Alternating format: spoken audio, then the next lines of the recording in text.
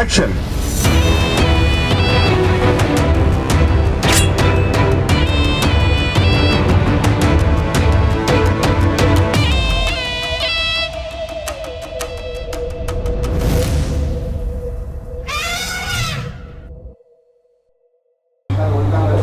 பாரதிய ஜனதா கட்சியின் மகளிர் அணியின் சார்பாக நாளைய தினம் 3ஆம் தேதி வெள்ளிக்கிழமை கண்ணகி நீதி கேட்ட மதுரையிலிருந்து ஆளுகின்ற திமுக அரசை நீதி கேட்டு மாபெரும் நீதி பேரணியானது நடத்த இருக்கின்றோம். இன்றைக்கு தமிழ்நாடு முழுவதிலுமாக நாம் பார்த்தோம் என்று சொன்னால் எங்குமே பெண்களுக்கு பாதுகாப்பு இல்லாத ஒரு சூழ்நிலையை பார்க்க முடிகின்றது. அது பள்ளி குழந்தைகள் முதல் வயதானவர்கள் வரைக்கும் இன்றைக்கு தமிழகத்தில் பாதுகாப்பற்ற ஒரு சூழ்நிலையை நாம் பார்க்குறோம்.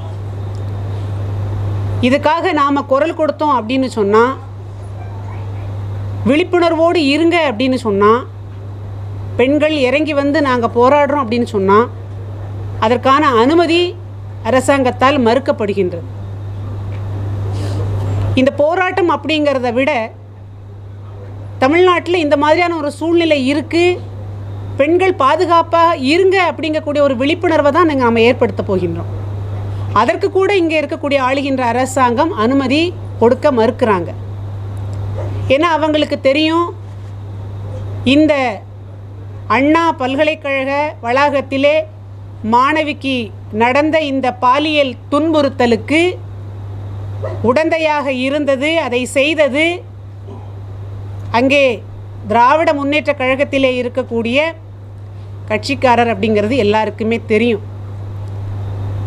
அன்னைக்கு இவர்தான் குற்றவாளின்னு தெரிஞ்ச உடனே கைது பண்ணிட்டு ராத்திரியே விட்டாங்க. நாங்கள் கேட்குறோம், இரவு விட்டீங்கல்ல, விட சொன்னது யார் அந்த சார் அப்படின்னு உங்களுக்காவது தெரியுமா? யார் அந்த சார்? இன்றைக்கு நம்முடைய விசிகாவினுடைய தலைவர் சென்னை ஏர்போர்ட்டில் அவரும் கேட்குறார், யார் அந்த சார் அப்படின்னு.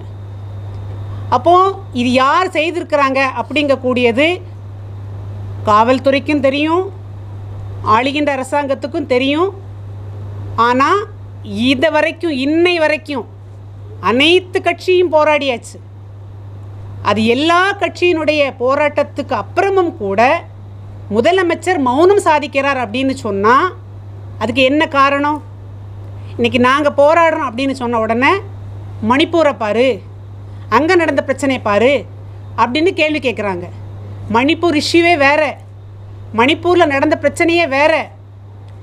இது மணிப்பூரை பாருன்னு சொல்லக்கூடிய திராவிட முன்னேற்ற கழகத்தில் இருக்கக்கூடியவங்க வெஸ்ட் பெங்காலில் நடந்த பிரச்சனை பற்றி ஏன் பேச மாட்டேங்கிறாங்க? அதே சம்பவம் சந்தோஷ் காலியில் இதே மாதிரி பெண்களை பாலியல் பலாத்காரம் பண்ணப்போ ஏன் இவங்க குரல் கொடுக்கலை? அப்போ மெழுகுத்திரியெல்லாம் ஏந்தி மணிப்பூரில் நடந்த பிரச்சனைக்கு நம்மளுடைய கனிமொழி அம்மா வந்தாங்கல்ல. இன்றைக்கி தமிழ்நாட்டில், அதுவும் நீங்கள் ஆளுகின்ற மாநிலத்தில் பெண்களுக்கு தொடர்ந்து, இது அண்ணா பல்கலைக்கழகம் மட்டும் இல்லை, இந்த சம்பவம் நடந்து கொண்டு இருக்கும்போதே நீங்கள் புதுக்கோட்டை மாவட்டம் அறந்தாங்கியில் நர்சிங் கல்லூரியில் படிக்கக்கூடிய ஒரு மாணவியை கூட்டு பலாத்காரம் பண்ணி கிணத்துல போட்டு பிணமாக கொடுத்ததை நாம் பார்த்தோம். இது கன்னியாகுமரி மாவட்டத்தில் டியூஷனுக்கு போயிட்டு வந்த குழந்தை அப்பாக்காக காத்திருந்த அந்த கேப்பில் அந்த பெண் குழந்தையை கூட்டிகிட்டு போய் பாலியல் பலாத்காரம் பண்ணிட்டு நம்ம பார்க்குறோம். இப்போ உங்களுடைய நீங்கள் ஆண்டு கொண்டிருக்கக்கூடிய மாநிலத்தில் இப்படி ஒரு சம்பவம் நடக்குதுன்னு சொன்னால், அடுத்த மாநிலத்தில் ஒரு பிரச்சனை நடக்குதுன்னு சொன்ன உடனே மெழுகுத்திரி ஏந்தி போராடிய கனிமொழி அக்கா ஏன் உங்கள் மாநிலத்தில் நடந்த இந்த பிரச்சனைக்காக நீங்கள் மௌனமாக இருக்கிறீங்க? இதற்கான பதில் தெரியணும். நாங்கள் போராடுறோம் அப்படின்னு சொன்ன உடனே அங்கே மேடை போட பெர்மிஷன் கிடையாது, மைக்கு வைக்க பெர்மிஷன் கிடையாது, நோட்டீஸோட போட்ட பெர்மிஷன் கிடையாது, எதுக்குமே பெர்மிஷன் கிடையாது. ஆனால் நீங்கள் ஆட்சிக்கு வந்ததுக்கப்புறம் கலைஞரனுடைய 100ஆண்டு விழாவுக்கு நீங்கள் வந்து சென்னை முழுக்க பேரணி போனீங்கன்னா சென்னையை ஸ்தம்பிக்க வைப்பீங்க. ஆனால் அது பண்ணலாம். திருமாவளவன் அவர்கள் வந்து அவங்க ஒரு போராட்டம் பண்ணுறாங்க, அதுக்கு நீங்கள் அந்த மாவட்டத்தை முழுக்க ஸ்தம்பிக்க வைப்பீங்க, அதுக்கு பெர்மிஷன் கொடுப்பீங்க. ஆனால் நியாயமான ஒரு பிரச்சனைக்காக, பெண் சமுதாயம் பாதுகாக்கப்படணும் அப்படிங்கக்கூடிய ஒரு பிரச்சனைக்காக இது ஒரு பெரிய சமூக குற்றம். இன்றைக்கி பெண் குழந்தை வெளியில் விடுவதற்கே பெற்றோர்களுக்கு பயமான ஒரு சூழ்நிலையில் நாங்கள் இதை எல்லாருக்கும் ஒரு விழிப்புணர்வாக இருக்கட்டும் அப்படின்னு சொல்லி நாங்கள் இறங்கி போராடினா எங்களுக்கு அனுமதி மறுப்பு. இன்றைக்கி கூட பாமகவினுடைய கட்சிக்காரங்க போராட்டம் பண்ணியிருக்கிறாங்க. இன்றைக்கி அவங்கள சௌமியா அன்புமணி அவர்களை காரை விட்டு இறங்க விடாமல் இன்னும் கைது பண்ணியிருக்கிறாங்க. அப்போ இதெல்லாம் நாம் பார்க்குறோம். அப்போ உங்கள் ஆட்சிக்கு எதிராக ஏதாவது நாங்கள் குரல் கொடுத்தா உடனடியாக எங்களுடைய குரல் வலையை நெரிக்கணும்னு தானே பார்க்குறீங்க. இதில் இருக்கக்கூடிய நியாயத்தையும் புரிஞ்சுக்க மாட்டேங்கிறீங்க. நீங்கள் சொன்னீங்கல்ல, இதே ஆட்சிக்கு வருவதற்கு முன்னால் சொன்னீங்க, இதே மாதிரி பெண்களுக்கான ஒரு பாலியல் கொடுமை நடந்துச்சுன்னு சொன்னால் இதற்காக ஒரு தனி நீதிமன்றம் அமைச்சு நாங்கள் விசாரிப்போம்னு சொன்னீங்க. இதுக்கு தனியாக ஒரு புலனாய்வுத்துறை வைப்பேன்னு சொன்னீங்க. எல்லாம் சொன்னீங்க. நமக்கு ஒரு பழமொழி உண்டு தெரியுமா, 1000 பொய்யை சொல்லி ஒரு கல்யாணம் பண்ணு அப்படின்னு சொல்லியிருக்கிறாங்க. நீங்கள் 501 பொய் சொல்லி வாக்குறுதி கொடுத்து நீங்கள் ஆட்சிக்கு வந்தீங்கல்ல, எங்கே போச்சு உங்களுடைய வாக்குறுதி எல்லாம்? எங்கே போச்சு உங்களுடைய வாக்குறுதி எல்லாம்? இதுக்கு நீங்கள் பதில் சொல்லணும்.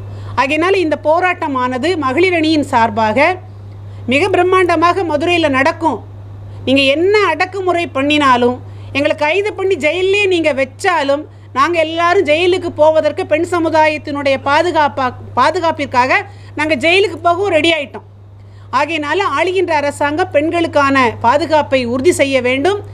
நாங்கள் போராடுறோம்னு சொன்னால் எங்களுக்கு கட்டாயமாக அனுமதி தர வேண்டும். அனுமதி ஏன்னா இன்றைக்கி டாஸ்மாக் என்கக்கூடிய போதை, இதுவும் நீங்கள் சொன்னீங்க. இந்த இடத்துல நான் இதையும் பதிவு பண்ண விரும்புகிறேன். டாஸ்மாக் நாங்கள் வந்தால் கடைகள் எல்லாம் மூடுவோம்னு சொன்னீங்க. இதெல்லாம் கேட்டதுக்கப்புறம் யார் சொன்னேன்னு திருப்பி கேட்குறீங்க. அப்போ டாஸ்மாக் எங்கக்கூடிய போதை, தமிழ்நாட்டில் போதையினுடைய கலாச்சாரம் தமிழ்நாட்டில் பரவி இருக்குது. இதுக்கு முன்னால் நீங்கள் பார்த்தீங்கன்னா தெரியும். இப்போ சமீபமாக ஒரு வார்த்தை நிறைய கேள்விப்படுறோம், கூட்டு பலாத்காரம். இதுக்கு முன்னால் இது நடந்திருக்கலாம். ஆனால் இன்றைக்கு இத்தனை மீடியாக்கள் இருக்கிறீங்க. மீடியாக்களுக்கும் இதில் கடமை இருக்கிறது, உங்களுக்கும் பொறுப்பு இருக்கிறது. இந்த மாதிரியான, ஏன்னா நம்ம வீடுகள்லேயும் பெண் குழந்தைகள் இருக்கிறாங்க. அது மனைவியா, மகளா, சகோதரியா, நம்ம வீடுகள்லேயும் பெண்கள் இருக்கிறாங்க.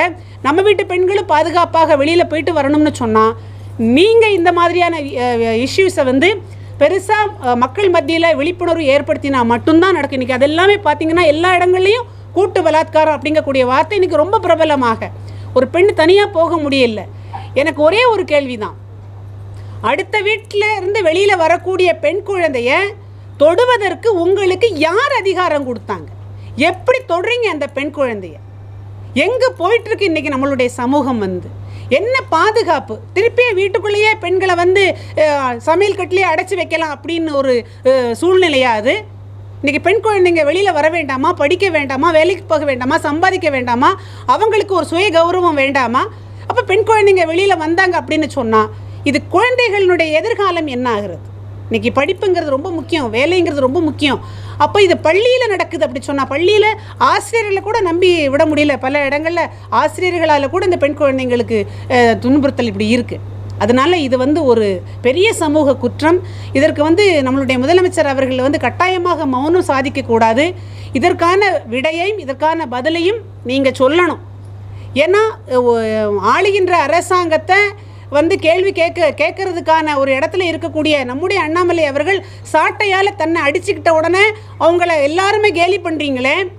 இன்றைக்கி நம்ம சமூக வலைதளத்தில் அவரை கேலி பண்ணுறீங்க. நீங்கள் கேலி பண்ணுறது உங்களையே நீங்கள் ஏமாளியாக மாற்றிக்கொள்வதற்கு சமம். நீங்களே ஏமாந்துக்கிறீங்க. ஏன்னு சொன்னால் இந்த சமூகத்தில் இப்படி ஒரு குற்றம் நடக்கிறத என்னால் பார்த்துக்கொள்ள முடியலை. பெண்களுக்கான ஒரு உரிமை போராட்டம், இது பெண்கள் பாதுகாக்கப்படணுங்கிறதுக்காக தான் தன்னைத்தானே வருத்தி கொண்டாடுறதை அதை நீங்கள் ஏளனம் பண்ணீங்க அப்படின்னு சொன்னால் நீங்கள் உங்களே ஏமாற்றி கொள்றீங்கன்னு தான் அர்த்தம். இதை அரசியல் பண்ணுறீன்னு நினைக்காதீங்க. இது அரசியலாக பார்த்தீங்கன்னா அரசியல், இது ஒரு சமூக கடமையாக, சமூக பொறுப்பாக பார்த்தீங்கன்னா இது ஒரு சமூக பொறுப்பு எல்லாருக்கும் இருக்குது. ஆகையினால இந்த போராட்டமானது கட்டாயமாக மதுரையில் கண்ணகி எப்படி ஆளுகின்ற மன்னன் கிட்டக்க தன்னுடைய கணவனுக்காக நீதி கேட்டாலோ அதே போல் இன்றைக்கு நாம் இருக்கக்கூடிய நாங்கள் இங்கே ஆளுகின்ற அரசாங்கத்துக்கிட்ட பெண்களுக்கான நீதியை கேட்கின்றோம். இந்த ஆர்ப்பாட்டத்துக்கு நாங்கள் எல்லாரையும் அழைப்பு விடுகின்றோம். இந்த ஆர்ப்பாட்டத்துக்கு இங்கே நாளை இருக்கக்கூடிய ஆர்ப்பாட்டத்திற்கு தமிழகத்தில் இருக்கக்கூடிய அத்தனை பெண் சமுதாயத்திற்கும் அழைப்பு விடுகின்றோம். உங்களின் குரலாகத்தான் எங்கள் குரல் அங்கே ஒலிக்கப் போகின்றது. இந்த ஆர்ப்பாட்டம் பேரணியானது நாங்கள் பேரணியாகத்தான் போகணும்னு முடிவு பண்ணியிருக்கோம். பேரணி முடிந்த பின்பாக தமிழகத்தில் இருக்கக்கூடிய இந்த பெண்களுக்கு பாதுகாப்பற்ற ஒரு சூழ்நிலையை நாங்கள் வந்து ஆளுநர்கிட்ட ஒரு மனுவாக கொடுப்பதற்காக நாங்கள் இருக்கின்றோம். கட்டாயமாக நாங்கள் கொடுப்போம். எங்களுடைய இந்த பேரணியை துவக்கி வைத்து மரியாதைக்குரிய குஷ்பு சுந்தர் அவர்கள் இந்த பேரணியை துவக்கி வச்சு கண்டன உரையாற்றுவாங்க. அவங்க கண்டன உரை ஆற்றினதுக்கப்புறம் அந்த பேரணியானது நாங்கள் துவங்கி நடப்போம்.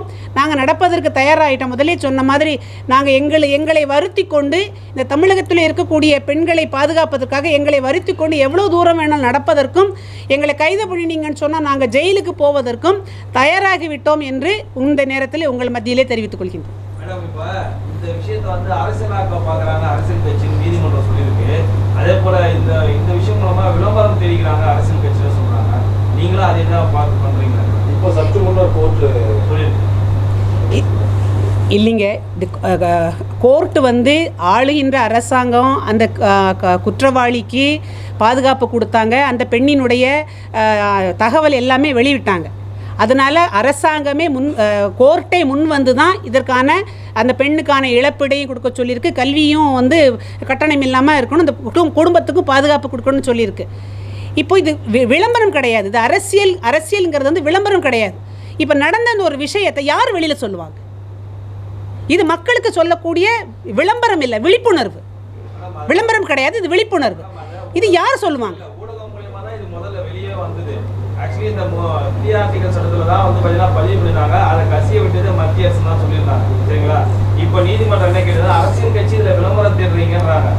இல்லைங்க, எல்லாருமே ஆளுகின்ற இந்த அரசாங்கமும் இதுக்கு முன்னால் அவங்க எதிர்கட்சியாக இருக்கும்போது சொல்லுவாங்க, அரசியல் பண்ணாமல் நாங்கள் என்ன அவியலாக பண்ணணும்னு கேட்டவங்க தானே. அப்படி தானே கேட்டாங்க. நாங்கள் அரசியல் பண்ணாமல் அவியலாக பண்ணணுன்னு தானே கேட்டாங்க. இது அரசியல் இல்லை. இந்த பிரச்சனையை பொறுத்தவரை மட்டில் இது வந்து அரசியல் கிடையாது, இது வந்து விளம்பரம் கிடையாது, இது ஒரு விழிப்புணர்வு. பெண் சமுதாயத்தின் மீது நடக்கக்கூடிய இந்த குற்றங்களுக்கு வந்து அந்தந்த குடும்பங்களுக்கு, அந்தந்த பெற்றோர்களுக்கு, இந்த சமுதாயத்துக்கு நாங்கள் ஏற்படுத்தக்கூடிய ஒரு விழிப்புணர்வை தவிர இது விளம்பரம் நிச்சயமாக கிடையாதுங்கிறத தெரிவித்துக் கொள்கின்றோம். எந்த ஒரு மார்க்கத்துமே கிடையாது. ஆனா இந்திய வரலாற்றிலே ரொம்ப மோசமான சம்பவம் இதுவரைக்கும் இனியும் நம்ம இனி பார்க்க கூடாது. அந்த மாதிரி சம்பவம் தான் மணிப்பூர் சம்பவம். அது நீங்க லேசா கடந்துட்டு போறீங்களே, இதை நம்ம எப்படி பார்க்கணும்? மேடம், மணிப்பூருங்கிறது வந்து மணிப்பூரில் இருந்த இஷ்யூ உங்கள் பத்திரிகைக்காரங்க உங்களுக்கு சொல்லி தெரியணும்னு கிடையாது. மணிப்பூர் இஷ்யூவே வேறு.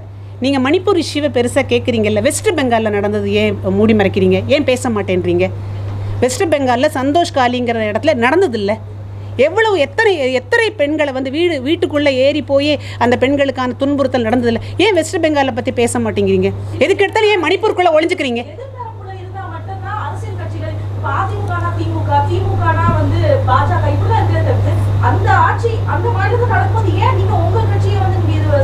இல்லைங்க, தண்டனைங்கிறது வந்து தப்பு வந்து யார் செஞ்சாலும் தண்டிக்கப்பட வேண்டியது தான். அதில் எந்த மாற்று கருத்தும் கிடையாது. அது கட்சிக்கு அப்பாற்பட்டு பெண்கள் மீது யார் கை வைத்தாலும் அவர்களுக்கு கடுமையான தண்டனை கொடுக்கணும். நம்மளுடைய மோடி ஐயா அவர்கள் வந்து 12 வயதுக்கு கீழே இருக்கக்கூடிய பெண் குழந்தைகளை வந்து பலாத்காரம் பண்ணினாங்கன்னு சொன்னால் மரண தண்டனை கொடுக்கணும்னு சொன்னாங்க. இது இந்த மரண தண்டனை என்பது தீர்வாகாதுன்னு சொல்லிட்டு இங்கே இருக்கக்கூடிய நம்மளுடைய எம்பி சொன்னாங்களா இல்லையா? ஒரு குற்றத்துக்கு மரண தண்டனை என்பது தீர்வாகாதுன்னு இங்கே இருக்கக்கூடிய எம்பி சொன்னாங்களா இல்லையா? அப்போ சட்டங்கள் கடுமையாக்கப்படும் போது தான் இந்த குற்றங்கள் குறையும். நீங்கள் சட்டங்கள் கடுமையாக கொண்டு வரும்போது நீங்கள் என்ன பண்ணுறீங்க? அதுக்கான அந்த சட்டத்தை முன்னெடுத்துட்டு கொண்டு போகிறதுக்கு நீங்கள் அனுமதிக்க மாட்டேங்கிறீங்களே.